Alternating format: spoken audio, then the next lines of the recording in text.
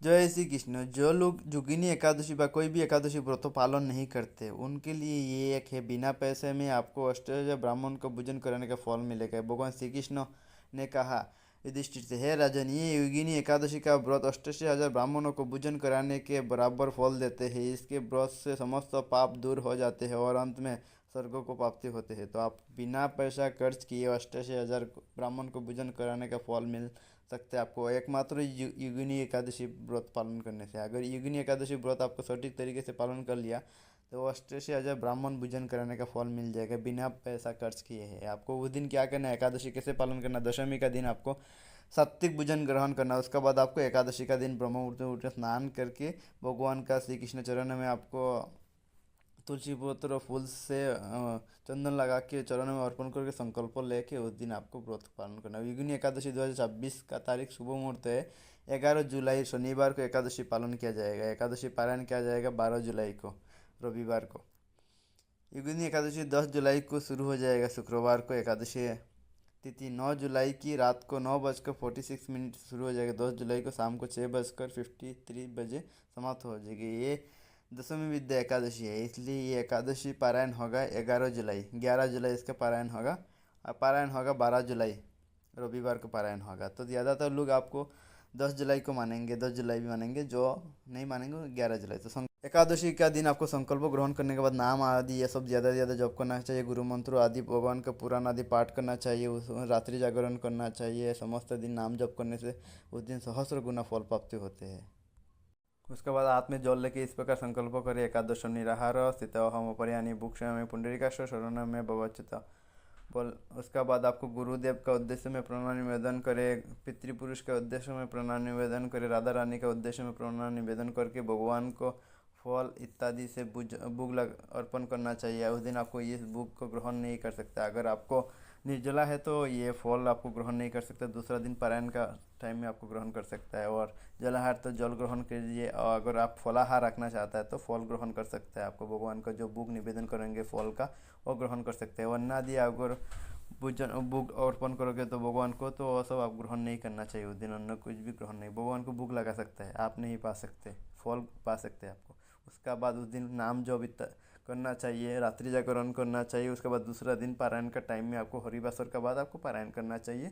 भगवान को भोग अर्पण करके अन्न आदि से भगवान को भोग अर्पण करके पालन करना चाहिए। उस दिन एकादशी व्रत का महत्व श्रवण करना चाहिए। योगिनी एकादशी व्रत का महत्व। धर्मराज युधिष्ठिर कहने लगे कि भगवान, मैंने ज्येष्ठ शुक्ल एकादशी के व्रत का महत्व सुना, अब कृपया आषाढ़ कृष्ण एकादशी की कथा सुनाई। इसका नाम क्या है, महत्व क्या है, ये भी बताइए। श्री कृष्ण कहने लगे कि हे राजन, आषाढ़ कृष्ण एकादशी का नाम योगिनी है। इसके व्रत से समस्त पाप नष्ट हो जाते हैं। ये इस लोक में भोग और परलोक में मुक्ति देने वाली है। ये तीनों लोकों में प्रसिद्ध है। मैं तुमसे पुराणों में वर्णित की हुई कथा कहता हूँ, ध्यानपूर्वक सुनो।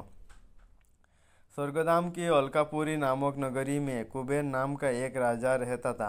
वह शिव भक्त था और प्रतिदिन शिव की पूजा किया करता था।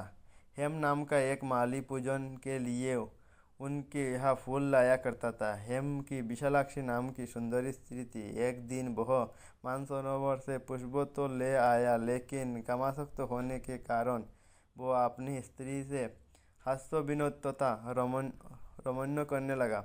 इधर राजा उसके दोपहर तक राह देखता रहा। अंत में राजा कुबेर ने सेवकों को आज्ञा दी कि तुम लोग जाकर माली के न आने का कारण पता करो, क्योंकि वह अभी तक पुष्प लेकर नहीं आया। सेवकों ने कहा कि महाराज, ये पापी अतिकामी है, अपनी स्त्री के साथ हास्य विनोद और रमन कर रहा होगा। ये सुनकर कुबेर ने क्रोधित होकर उससे बुलाया।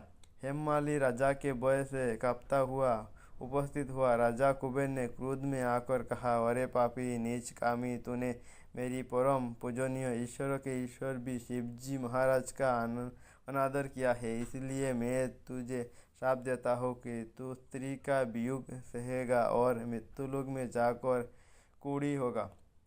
कुबेर के शाप से हेममाली का स्वर्ग से पतन हो गया और वह उसी क्षण पृथ्वी पर गिर गया। भूतल पर आते ही उसके शरीर में श्वेत कूड़ हो गया। उसकी स्त्री भी उसी समय अंतर्ध्यान हो गई। मृत्युलोक में आकर माली ने महान दुख भोगे भयानक जंगल में जाकर बिना अन्न और जल के भटकता रहा।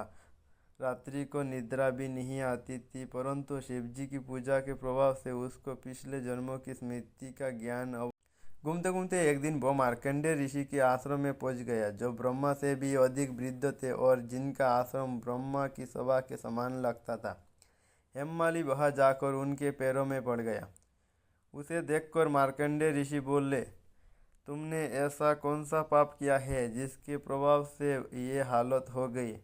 हेममाली ने सारा वृत्तांत कह सुनाया। यह सुनकर ऋषि बोले, निश्चित ही तूने मेरे सम्मुख सत्य वचन कहे हो, इसीलिए तेरे उद्धार के लिए मैं एक व्रत बताता हूँ। यदि तू आषाढ़ माह के कृष्ण पक्ष की योगिनी नामक एकादशी का विधिपूर्वक व्रत करेगा तो मैं तेरे सब पाप नष्ट हो जाएंगे।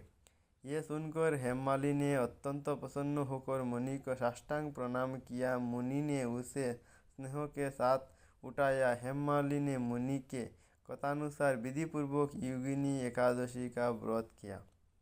इस व्रत के प्रभाव से अपने पुराने स्वरूप में आकर वह अपनी स्त्री के साथ सुखपूर्वक रहने लगा। भगवान श्री कृष्ण ने कहा, हे राजन, ये योगिनी एकादशी का व्रत 88,000 ब्राह्मणों को भोजन कराने का बराबर फल देता है। इसके व्रत से समस्त पाप दूर हो जाते हैं और अंत में स्वर्ग प्राप्त होता है। एकादशी व्रत का समापन। इस एकादशी रखने के बाद आपको पारायण मंत्रों बोल के पारायण करना चाहिए पारायण समय का अंदर।